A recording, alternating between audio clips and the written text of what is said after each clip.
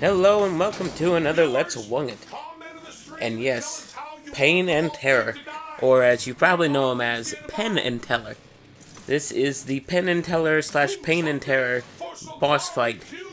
If you don't want any spoilers, it's probably too late now. But, stop playing the video. I guess you could. Technically could. But now you've seen everything you wanted to see. So, hopefully the mic records this a little better than last time. I was using a USB mic that is very sensitive, and I think iMovie was making it much worse. And I don't know, we'll see how it turns out this time. But yes, Borderlands 3, Pain and Terror. It's basically a traveling circus act, which is pretty much what Penn and Teller kind of were in a way. Magicians, if you didn't know, they are musicians. Magicians. They've had many shows and movies, and even they had a thing that's almost like an America's Got Talent, but with magic, called Penn and Teller Fool Us. I guess is the best way. Reality show. I don't know if that's what you're going to call it. Competition show. Regardless, once again, this is the co-op. I am playing in the top screen. My wife is playing in the bottom screen. This is actually, I'd say, about 20-30 minutes after the recording of the first one. And, yeah, this... I don't know if you just saw the big saw sweeper. It's an interesting boss fight, because in most of the boss fights in this game, up till now, you just have somebody who's very powerful, who has a regenerating shield, that after you've hit them enough, they become immune, and then their shield regenerates, and you just have to keep breaking it down. And there wasn't a whole lot of creativity, if you ask me. One of the Vault bosses had a movable platform that you were on. But honestly, it was one of the easiest boss fights so far. This one, it's unique. You're fighting a machine who attacks you in different ways. The shield doesn't just regenerate because it magically becomes immune for no explained reason, which is a little bit of an issue I was having with the other bosses who would just magically regenerate.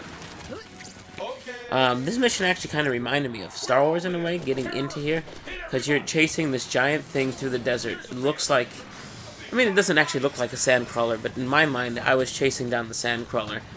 It reminded me of Super Star Wars on the Super Nintendo, when you're trying to climb up the side of the sandcrawler.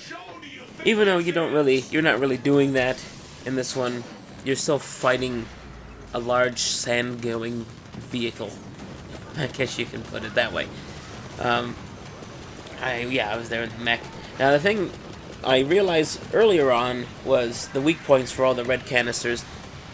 Very similar to the machine. You had to shoot all the red parts and they would break.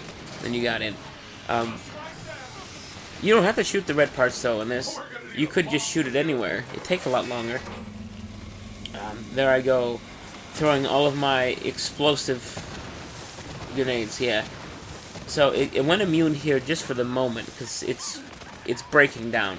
I guess they didn't want you to cause damage to it as it was breaking down. Destroy that core. Trust me. So yeah, now we have to destroy a core, which first I had no idea what they were talking about. I'm just shooting it in the center, and I'm not doing much damage at all. I'm doing 2.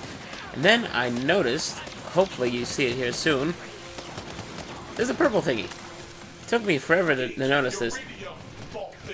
But as soon as you start shooting the purple thing,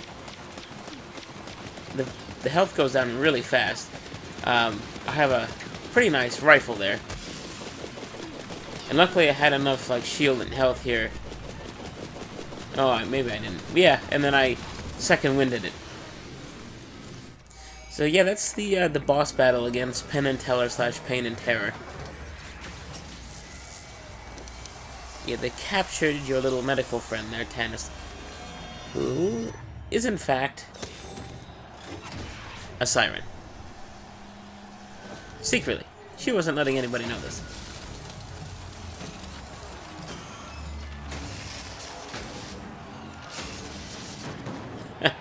And there's Pain and Terror. It fell out of the head of the thing. It pretty much made... That's taken care of. I made them both explode. I can explain. Yeah, they were one-hit kills. They weren't themselves powerful in any way, as with a lot of the other characters. And of course, they drop a lot of stuff. At this point in the game, I found money is very easy to come across in Borderlands 3. Or in 1 and 2, and even the pre-sequel, you know, you might find yourself picking up everything just to sell it to get some money. And this one, I've got almost 200,000. My wife's got well over 200K. So I don't even bother picking up stuff. And I haven't picked up stuff in a long time, and the amount of money that just happens to be laying around in this game is so much higher. Most, if not all of my guns, including the one that you can see on the bottom screen right now, was free from a mission, and that is a pistol with unlimited ammo. It's fire damage, and you can shoot it as long as you want. The ammo never goes down. So, I mean, I haven't spent much money. I'm a star. See you back aboard Sanctuary, Vault Hunter. Oh, and thank you for the rescue. So yeah, that was another Let's Wung It. I hope you enjoyed these, and we will see you on the next one.